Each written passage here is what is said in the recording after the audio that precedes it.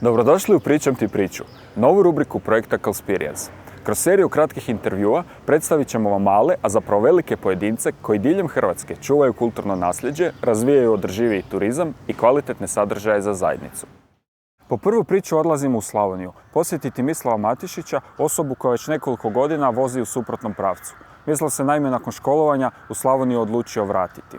Trenutno radi u TZ Osječko-baranjske županije, predsjednik je kreativne udruge Valpova i Belišća, poznatije kao Karšidska republika, te začetnik niza manifestacija.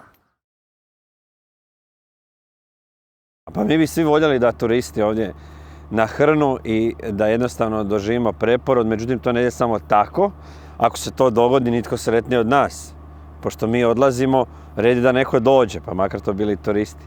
Šalu na stranu, turizam može pomoći Slavoniji, međutim ne treba to gledati kao u neki sveti gral. Treba ga postepeno graditi i nadopunjavati s poljoprivredom koja je u puno većim problemima. Mi smo tek na početku, ali imamo što pokazati i ne bojimo se ući u takmac sa puno jačima igračima od sebe i po tome smo mi Slavonci poznati.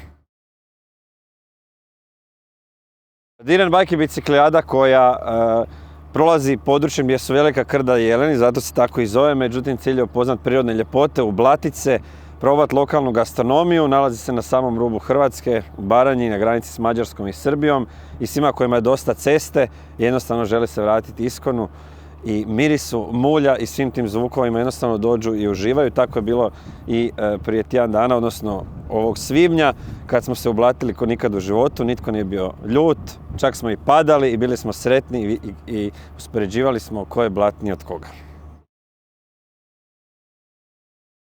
Mali proizvođači i vina i sira, poticanje kupovine od njih, dovedemo ih, ljudi uživaju u prekrasnoj glazbi i bojama, a zapravo podsvjesno ili zapravo svjesno konačno kupuju proizvode malog poljoprivrednika i nitko sretniji od nas. Zabavljamo se, jedemo zdravo i malo i pijemo, ipak je u vinu istina, vjerojatno smo onda i bolji ljudi.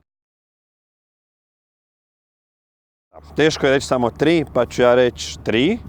To su sigurno sadržaj, ljudi i volja, vrijeme, vizual. Moraš vjerovati u to, moraš imati volju, probijati glavom kroz zid, da to nešto napraviš, to mora lijepo izgledati.